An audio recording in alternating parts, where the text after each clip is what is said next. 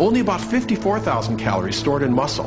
And only half of that 54,000 calories is available for energy, because once you've lost half of the protein in your body, it's no longer compatible with life.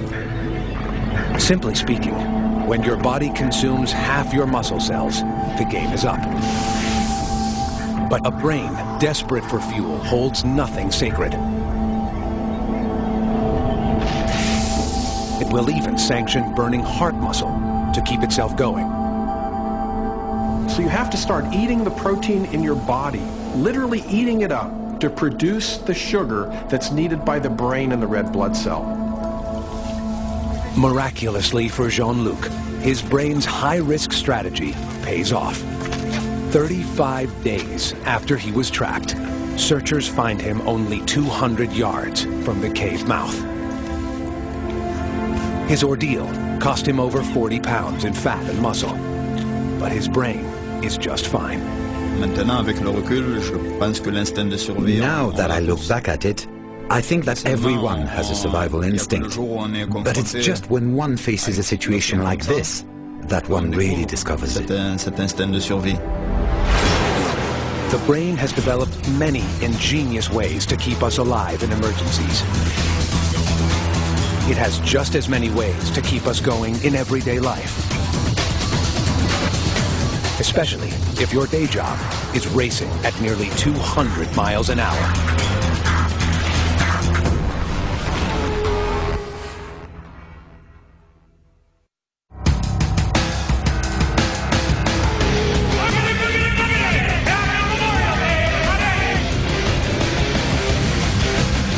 The brain works flat out at all times, digesting reams of information, and never more than during a NASCAR race.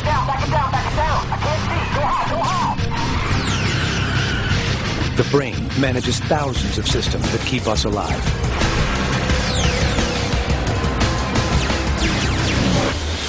And it has to do that faster than any computer could, processing an astonishing 100 trillion instructions every second. As any central processing unit does, the brain produces heat. Without cooling, our brain would overheat, its internal temperatures rising 1 degree every 5 minutes. 10 minutes without cooling causes disorientation. 20 minutes can do permanent damage. And after 50 minutes, if the brain is 10 degrees too hot, you're dead. Because our brain manages everything else, its main duty is to protect itself. Few settings test the brain's cooling system more than the blast furnace world of a stock car race. A split-second hesitation can cost you the race. So staying cool is key to keep your brain cool and your blood cool. It's no different than the engines, in our race cars. If we don't keep them cool, they overheat and they'll blow up eventually and you'll be out of the race. We won't blow up, but we don't run good when we're hot. The drivers are ready for 400 laps of white-knuckle, all-out speed. On the track, the temperature already runs past 100 degrees. Inside those 850 horsepower beasts, it's even hotter. Driver's working in a strenuous environment. He's generating heat himself just through the exercise of steering and braking and all that. But then you have the added thing of the exhaust pipes generating heat into the cockpit. So typically we see cockpit temperatures 125 to 140 degrees.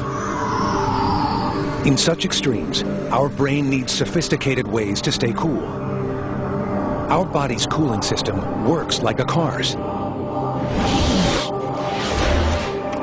We've got a radiator system that basically cools the water that's circulated through the engine. You got airflow which comes in the front of the car and circulates through the core of the radiator, and you have airflow that then goes over the top of the castings and the rest of the engine to help cool it by air.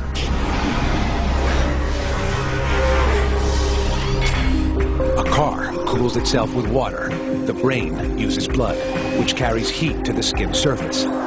As sweat evaporates, it cools the blood. The forehead and face are the best sites for cooling. They have many sweat glands, and air can get at them. NASCAR drivers have fresh air piped through their helmets to enhance the cooling effect. The rest of the body is harder to cool. So if you're in a situation of, say, driving a racing car, you have to wear protective clothing that's going to protect you in a crash or you're in a fire.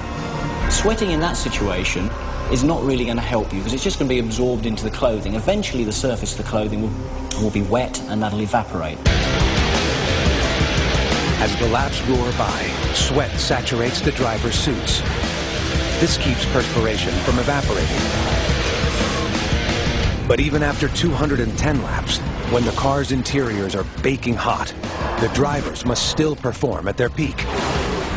Out there on a racetrack, you're looking literally hitting your mark within 6 inches, you know, sometimes every time you go off in a corner at 200 miles an hour. So you really have to be focused on hitting your marks on the racetrack, and you can't do that if you're focused on, you know, how hot you are.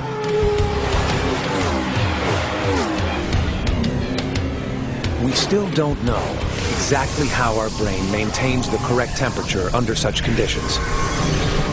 One controversial theory says it has an extra cooling method. The brain is such an important organ that there are various capabilities and facilities there to try and maintain its normal internal environment. There are those that would argue that we have a special system that allows us to have selective brain cooling. On the way to the heart, blood cooled by a sweating face and forehead runs close to arteries feeding the head. That lowers the temperature of blood bound for the brain. Considering the brain's 10,000 plus miles of blood vessels, this may be how the core stays at optimum temperature.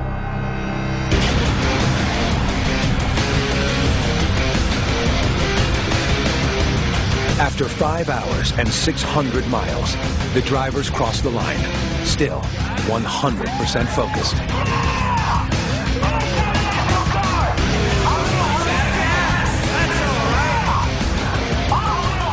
They can do that thanks to the brain's astonishing ability to stay cool, even in the swelter of a NASCAR race.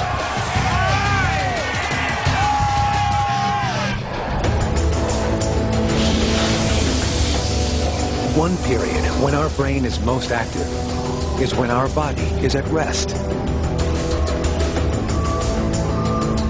While we sleep, our brain performs some of its most vital tasks. Kept too long from sleep, the brain will shut the body down, even when life itself is threatened.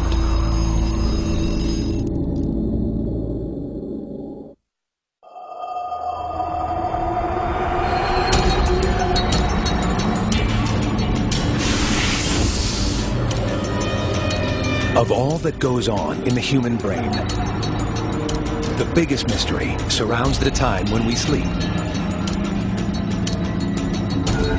One surprise is that at night, your brain is as busy as during the day. The brain's first job is to put us to sleep. As night falls, a dot-sized gland in the brain triggers release of our natural sleeping pill,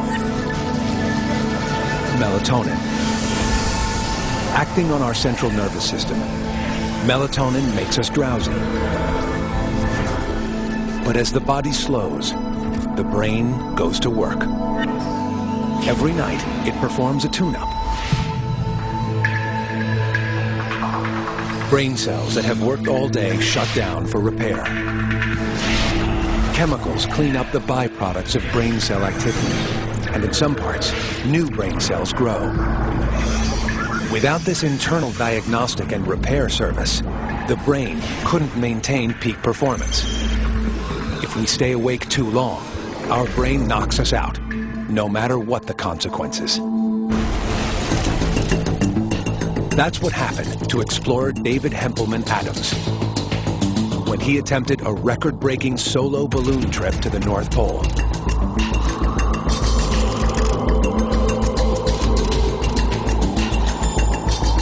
David planned to sleep briefly at times during the 1,500-mile journey. But didn't stick to his schedule.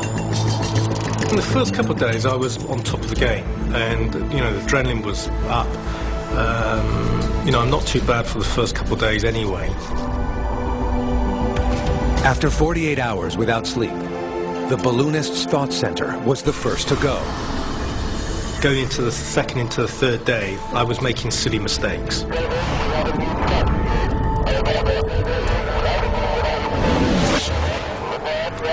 Okay, what's the new track?